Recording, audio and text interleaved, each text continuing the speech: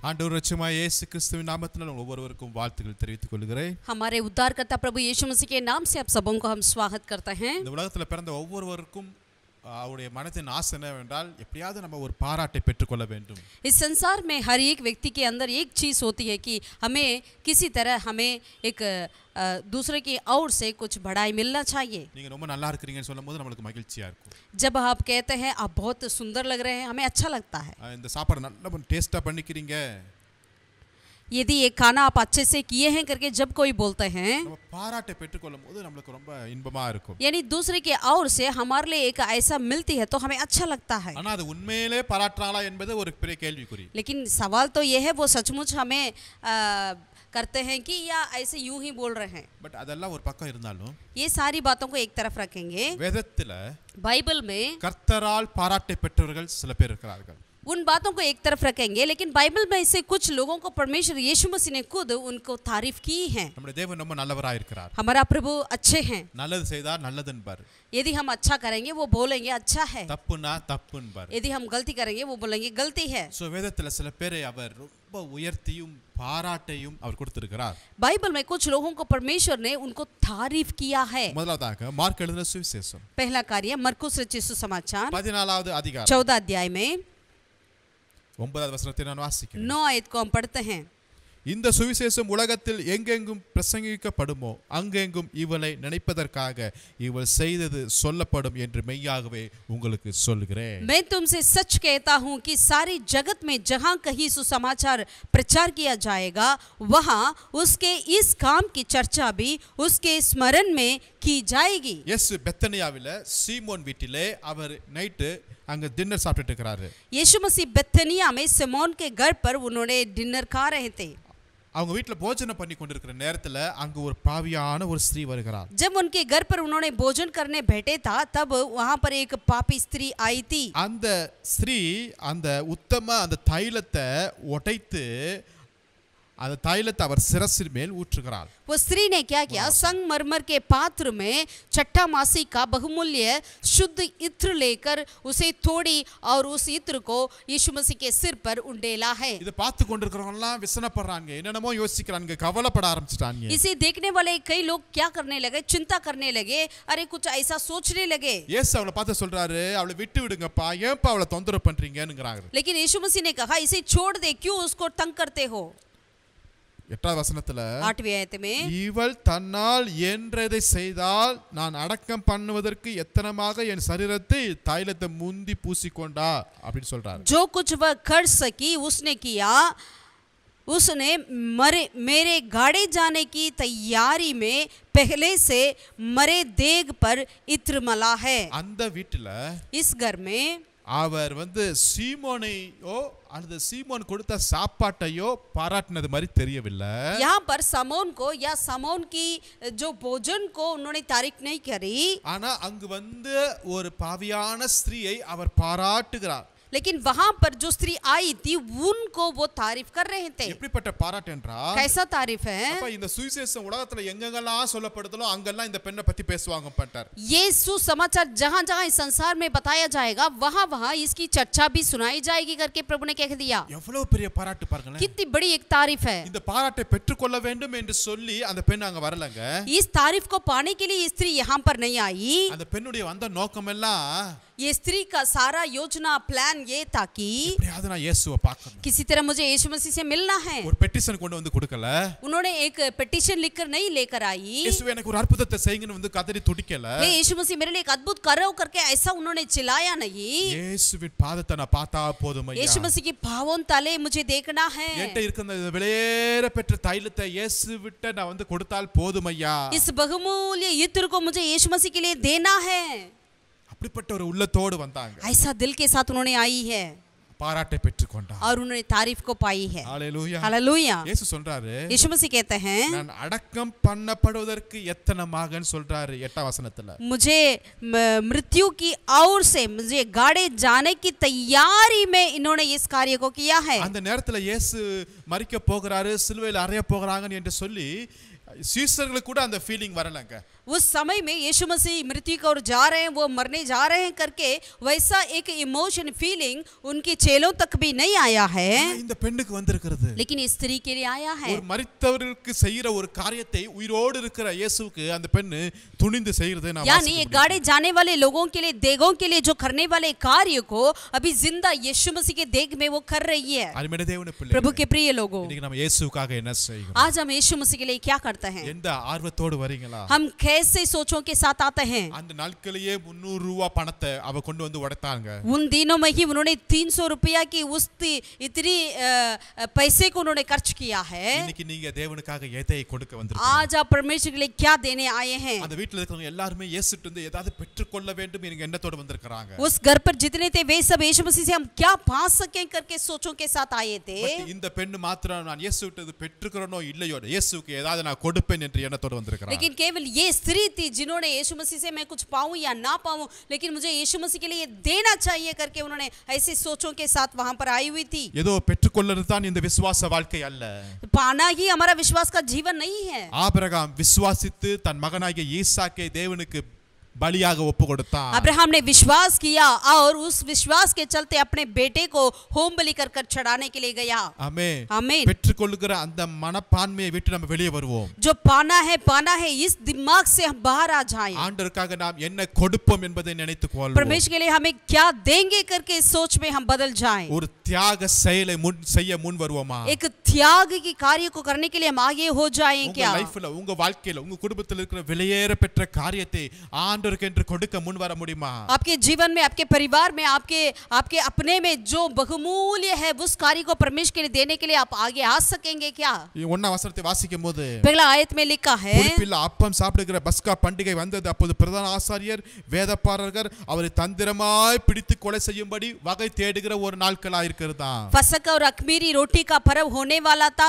प्रधान याजक और शास्त्री इस बात की खोज में थे कि उसे कैसे छल से पकड़कर मार डालें। சோ உலகம் ஜனங்கள் இப்படி தந்திரமா யோசித்து கொண்டிருக்கிற இந்த நேரத்துல संसार और सारी दुनिया ऐसे छल के साथ ऐसे सोचने के समय में இப்படிப்பட்ட பிளான் எல்லாம் தன்னோட கூட இருந்த சீசர்களுடைய மனதுல போச்சோ போகலையோ, அதை புரிந்து கொண்டாங்களோ புரியலையோ, ஆனா இந்த பெண்ணுக்கு புரிந்தது.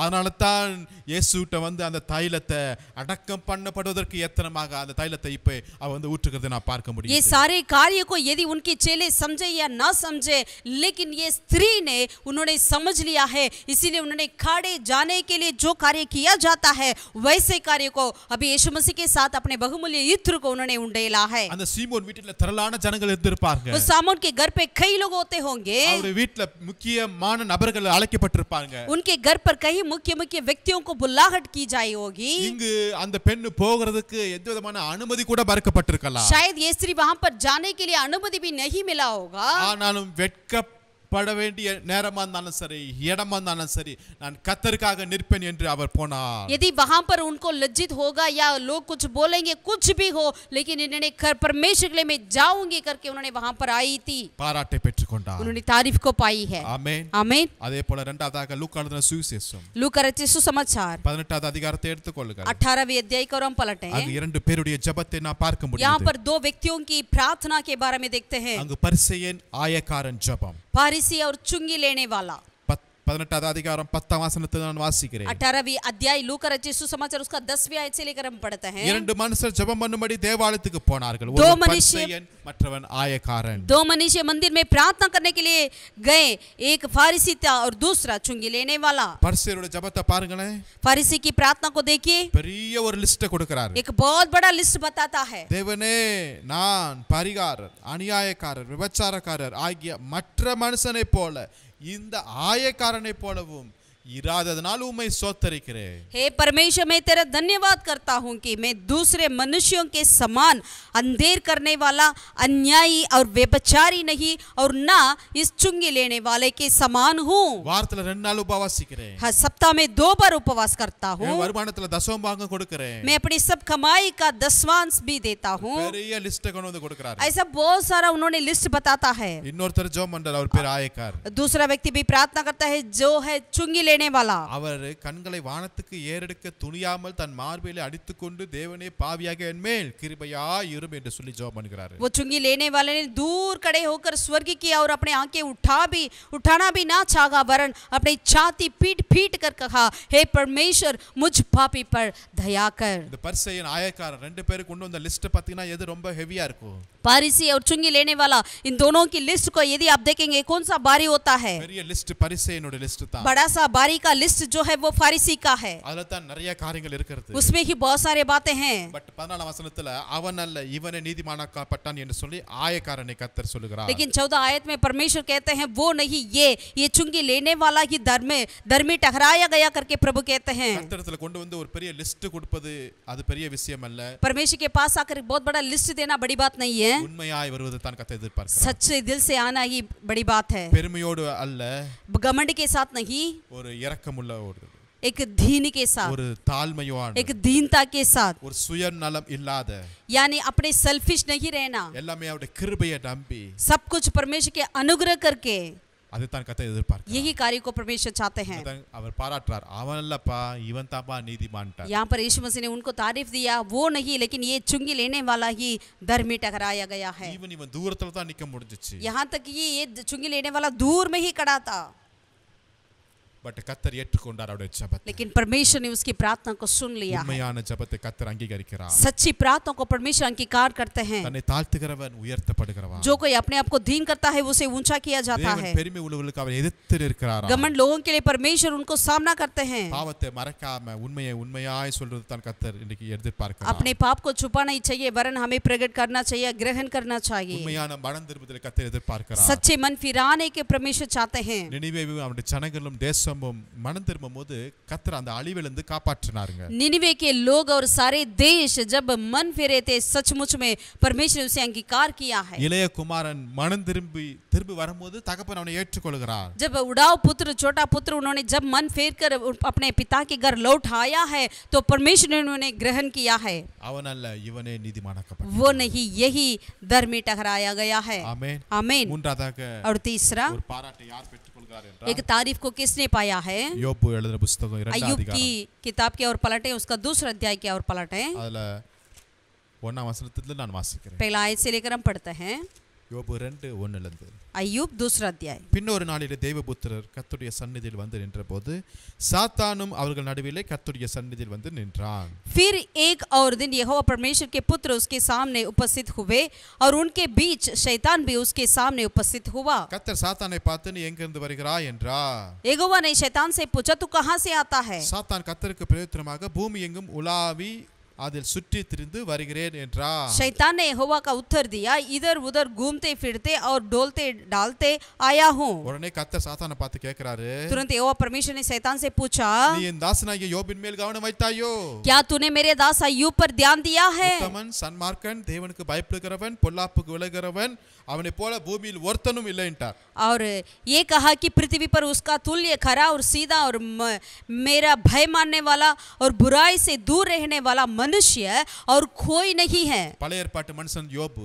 पुराना नियम का व्यक्ति था अय्यूब, நியாயப்பிரமாணத்து காலத்திற்கு முன்பாகவே வாழ்ந்தவன் தான் யோபு. यानी न्याय परमेश्वर का नियम देने के उससे पहले जिया करता था। எப்படி வேணாலும் வாழுகிற நாட்கள் தான் அது. वैसा समय था, वो कैसे भी आप जी सकते थे, பட் அந்த நேரத்துல கூட लेकिन वैसे समय पर भी யோபு எப்படி வாழ்ந்தார் என்பதை கர்த்தர் சொல்லுகிறாருங்க. अय्यूब कैसा जिया करके यहोवा परमेश्वर बताते हैं। அது யார்ட்ட சொல்றார்? கர்த்தர் சாத்தான்ட்ட சேலஞ்ச் பண்ணுகிறார். और அடிச்சு சொல்றார். परमेश्वर किससे बताते हैं? परमेश्वर शैतान से एक सवाल करते हैं। என் தாசன் யோபுன்ட்டார்.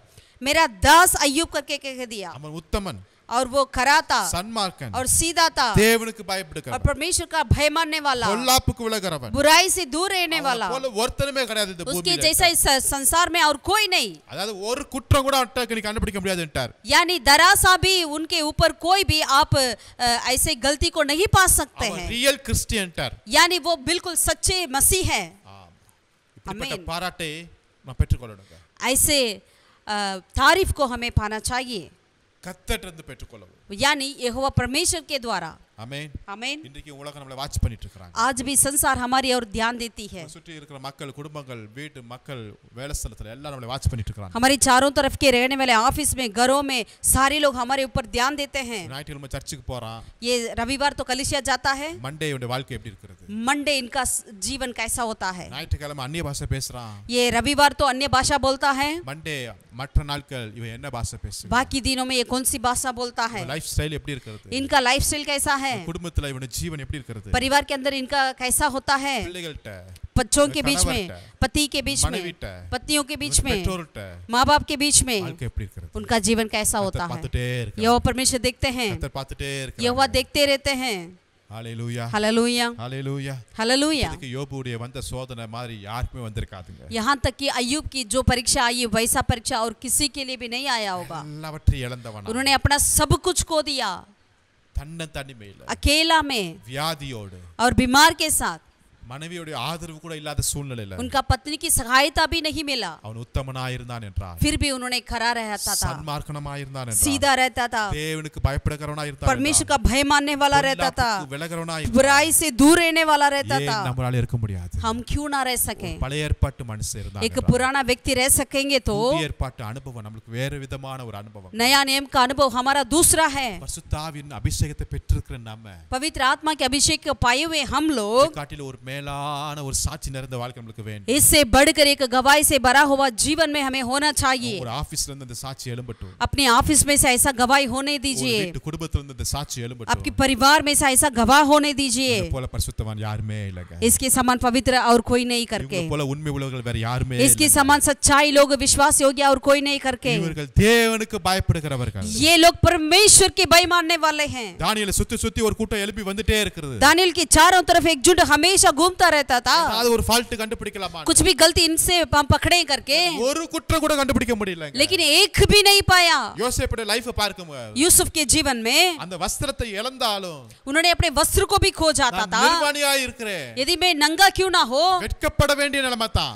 जरूर एक लज्जा का समय है, ஆனாலும் தேவன் பார்க்கிறார். लेकिन परमेश्वर देखते हैं। தேவனுக்கு விரோதமான இந்த பாவத்தை நான் எப்படி செய்வேன்? परमेश्वर के विरोध इस पाप में मैं कैसा करूंगा? இடத்தை விட்டு ஓடியே போனான். उस जगह से उन्होंने भाग गया। கர்த்தர் இப்படிப்பட்டவர்களை எதிர்பார்க்கிறார். परमेश्वर ऐसे लोगों को चाहते हैं।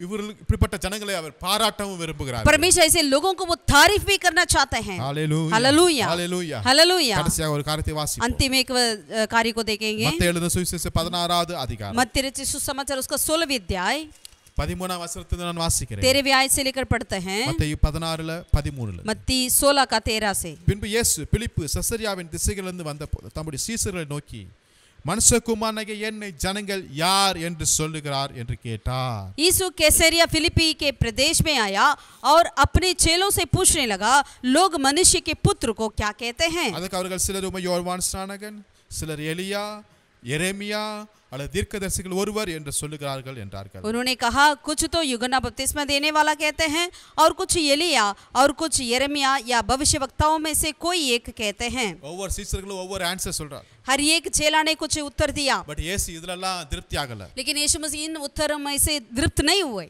இப்ப சீமோன்ட்ட கேக்குறாரு. अब समौन पत्रस से पूछा, இப்ப சீமோன் சொல்றாரு तब समौन ने कहा 16ஆம் வசனத்துல, 16वीं आयत में, நீர் ஜீவனுள்ள தேவனுடைய குமாரனாகிய கிறிஸ்து என்றார். तू जीवित परमेश्वर का पुत्र मसीह है करके उन्होंने कहा। இந்த ஆன்சரை பார்த்து இயேசுவே ஆச்சரியப்பட்டிருப்பார். इस उत्तर को देखकर यीशु मसीह ही खुद आश्चर्य हो गया। ஈவன் சீமோன் பேதுரு கூட ஒரு பெரிய ஆச்சரியம் வந்திருக்கும். यानी समौन पत्रस के लिए भी बहुत ही आश्चर्य होगा। ஏன்னா இந்த பீட்டர் தான் இயேசுட்ட திட்டு வாங்கினார். அப்பாலே போ சாத்தானே என்று சொல்லி திட்டு வாங்கினார். यही पत्रस यीशु मसीह से डांट भी लिया था, मेरे पीछे हो जाओ शैतान करके।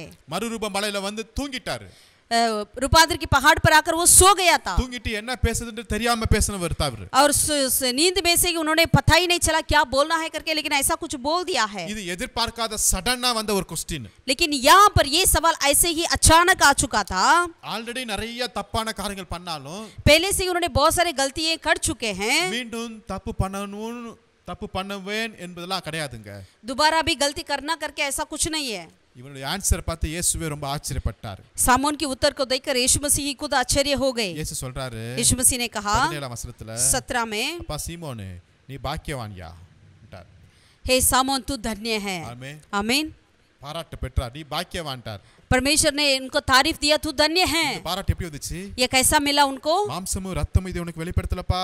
क्योंकि मांस और लहू ने इसे तुझे नहीं बताया, பரலோகத்தில் இருக்கிற என் பிதா தான் உனக்கு வெளிப்படுத்தினார். परंतु मेरे पिता ने जो स्वर्ग में है उन्होंने ही तुझे ये प्रकट किया அப்ப है। இதுக்கு முன்னாடி திட்டமானதெல்லாம் எங்க இருந்து வந்துச்சுன்னா மாம்சமும் ரத்தமும் அவருடைய அறிவு அவருடைய அனுபவத்துல இருந்து வந்துச்சு. इससे पहले जो उनको डांट मिला था वो सारे कहां से उनके लिए आया है? वो उनका खुद मांस ने उनको बताया था। பட் இப்ப வந்த ஆன்சர் வந்து யார் வெளிப்படுத்தினா? பரலோகத்தில் இருக்கிற பிதா உனக்கு வெளிப்படுத்தினார். लेकिन अब जो उन्होंने उत्तर दिया वो कहां से उनको मिला है? वो स्वर्गीय पिता ने उनको प्रकट किया है, அதனால தான் பாக்கியவானாய் மாறினார். इसीलिए वो धन्य हो गया। ஹalleluya. हालेलुया। இன்னைக்கு நம்முடைய லைஃப்ல சில பாராட்டு பெற வேண்டும் என்றால் आज हमें अपने जीवन में कुछ तारीफ को पाना है तो மாம்சத்தை ரத்தத்தை நம்முடைய உறவினர்களை மாமா மச்சான் இவங்களெல்லாம் நம்பாதபடி अपने मांस को, अपने लघु को, यानी अपने रिश्तेदारों को, अपने मामा को, अपने इनको उनको उन पर विश्वास ना करें, கர்த்தரை நம்பி இருப்போம். लेकिन हम परमेश्वर के ऊपर विश्वास रखें। பரலோகத்தின் தேவன் ஆவியானவர் நம்மளுக்கு வெளிப்படுத்த அவர் स्वर्गीय पिता परमेश्वर पवित्र आत्मा हमें प्रकट करने के लिए वो सामर्थ्य है। ஹalleluya. हालेलुया। பாராட்டை பெற்றுக்கொண்டார். हम उन्होंने